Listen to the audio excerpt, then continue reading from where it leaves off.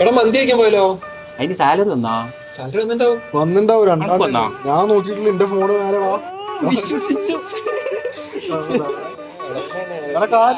മന്തി നമ്മള് കഴിക്കാൻ പോകും.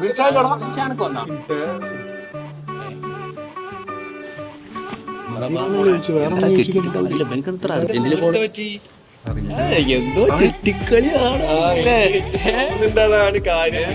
ഇല്ലാത്തൊന്നും നമ്മുടെ ഇടയിൽ എട്ടുന്നിട്ട് ഇറങ്ങിപ്പോയി. അപവാദം പറഞ്ഞു വരത്തില്ല രാവിലെ.